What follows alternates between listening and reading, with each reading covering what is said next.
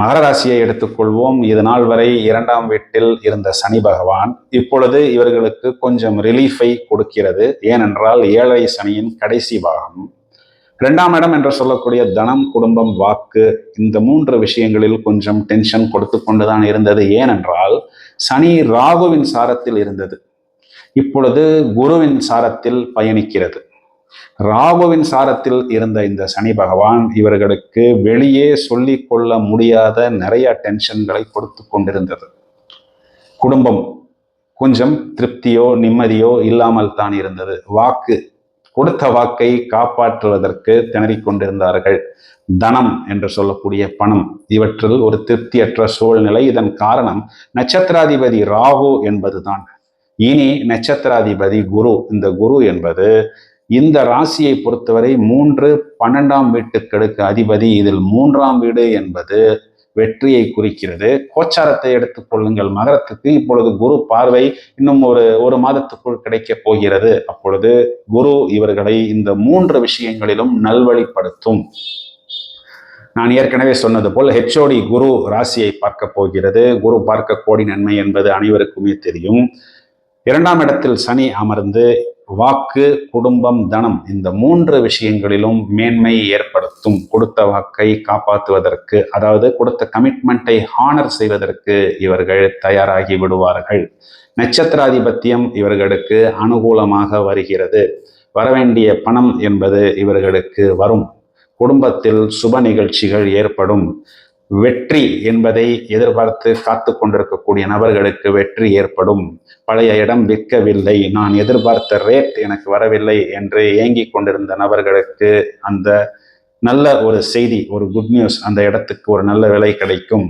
12ஆம் இடம் என்று சொல்லக்கூடிய வெளிநாட்டு தொடர்பு, அதன் மூலம் வர வேண்டிய வருமானம், ஆதாயம் இவர்களுக்கு வந்து சேரும்.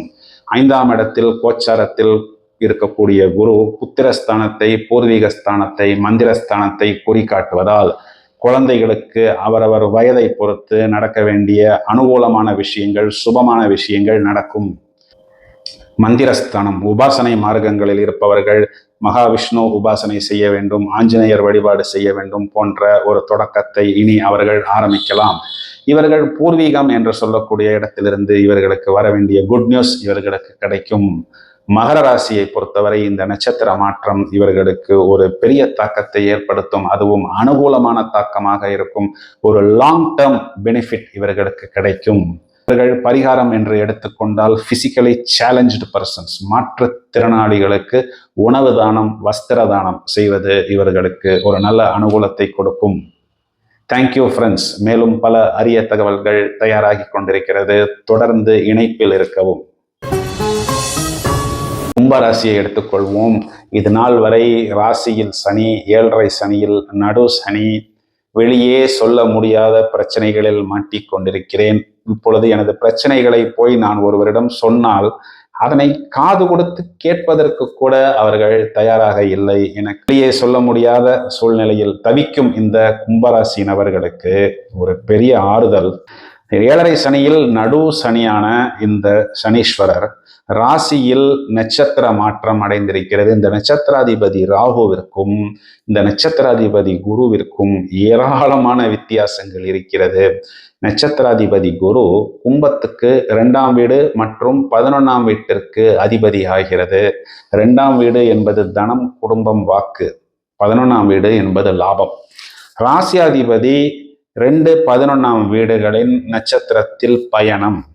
சதயத்தில் இருந்த இந்த சனி பகவான் இவர்களை கொஞ்சம் டென்ஷன் கொடுப்பதாகவும், கொஞ்சம் கரடு முரடாகவும், கொஞ்சம் ரஃப்பாகவும் நடத்தி கொண்டிருந்தது. இனி ஸ்மூத்தான ஒரு ஜேர்னியை கொடுக்கும்.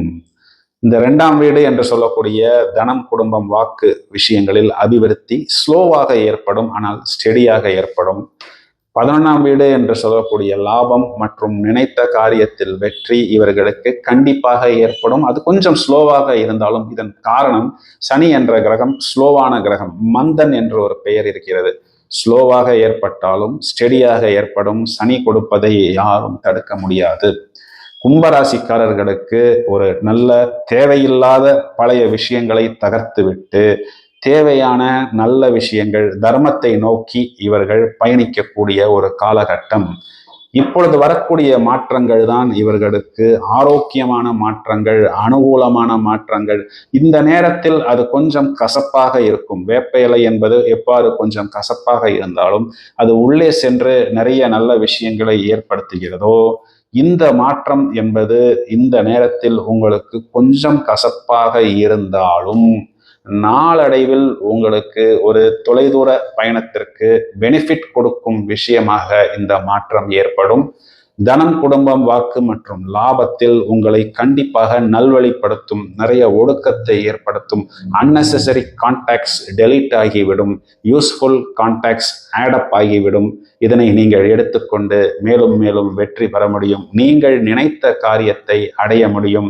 இந்த பெனிஃபிட்டை ஏற்படுத்தி கொள்ளுங்கள். உடல் நிலையில் கொஞ்சம் கவனம் தேவை. தேவையில்லாத டென்ஷன்ஸை நீங்கள் எடுத்துவிட்டு தியானம் செய்து கொள்வதும், உணவு பழக்க வழக்கங்கள், உடற்பயிற்சி பழக்க வழக்கங்களை எடுத்துக்கொண்டு உங்களை நீங்கள் முழுமைப்படுத்திக் கொள்ளலாம். பிசிக்கலி சேலஞ்சு பர்சன்ஸ், மாற்றுத்திறனாளிகளுக்கு சேவை செய்வது, முதியோர்களுக்கு சேவை செய்வது, கணவனை இழந்த பெண்களுக்கு உங்களால் முடிந்த உதவிகளை செய்வது, அன்னதானம் செய்வது, வஸ்திரதானம் செய்வது அனுகூலத்தை கண்டிப்பாக ஏற்படுத்தும்.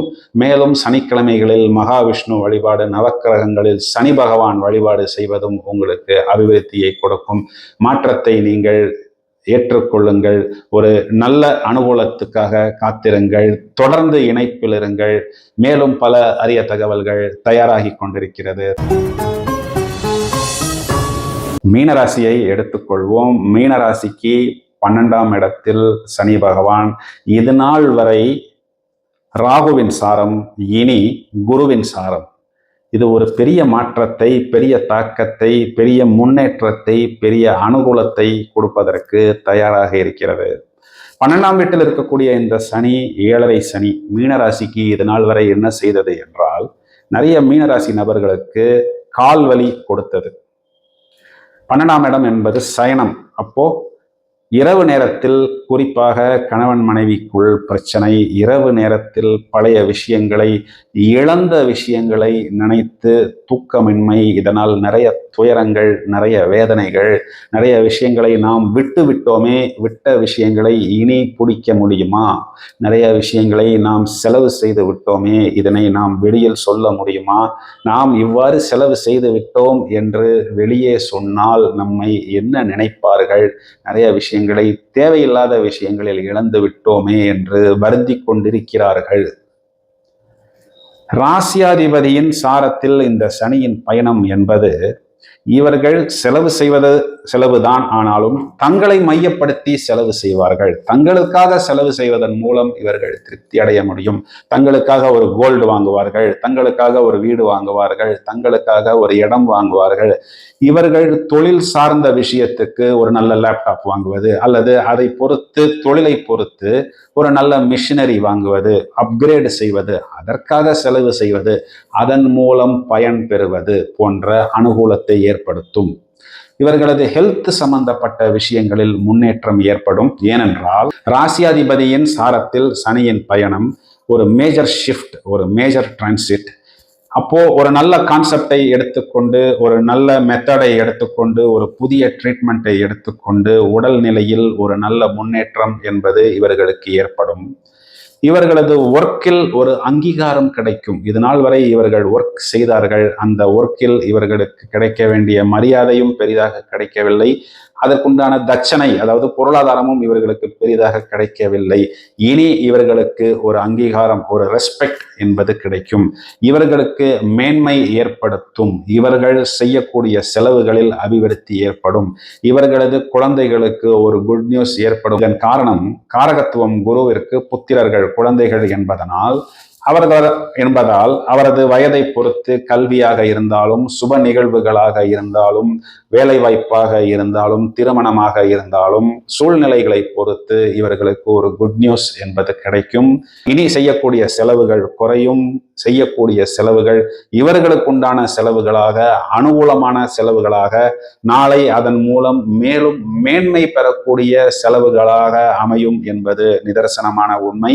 இரவு நேரத்தில் இனி இவர்கள் கொஞ்சம் தூங்குவார்கள். நல்ல ஒரு ரெஸ்ட் கிடைக்கும். தேவையில்லாத பல பிரச்சனைகள் இவர்களுக்கு தீரும். மேலும் ஒர்க் சம்பந்தப்பட்ட இடங்களில் நிறைய மாற்றங்கள் ஏற்படும். தேவையில்லாத நிறைய விஷயங்கள் வெளியே போகும். அனுகூலமான பாசிட்டிவான விஷயங்கள் இவர்களுக்கு உள்ளே வரும். வெளிநாடு சம்பந்தப்பட்ட இடங்களிலிருந்து இவர்கள் ஒரு குட் நியூஸை எதிர்பார்க்க முடியும். இந்த நட்சத்திர மாற்றம் என்பது இவர்களுக்கு நிறைய விஷயங்களில் அனுகூலத்தை ஏற்படுத்தி கொடுக்கும்.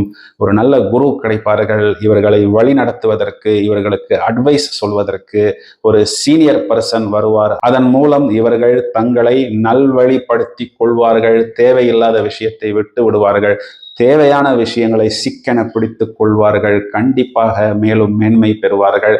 Physically handicapped persons, physically challenged பர்சன்ஸுக்கு அன்னதானம் செய்வது, வஸ்திர தானம் செய்வது இவர்களுக்கு அனுகூலத்தை கொடுக்கும். குரு வழிபாடு, சனிக்கிழமைகளில் மகாவிஷ்ணு வழிபாடு, ஆஞ்சநேயர் வழிபாடு, நவக்கிரகங்களில் உள்ள சனி பகவான் வழிபாடு செய்வது, அஷ்டமி திதிகளில் பைரவர் வழிபாடு செய்வது கண்டிப்பாக இவர்களுக்கு மேலும் மேலும் மேன்மையை ஏற்படுத்தும்.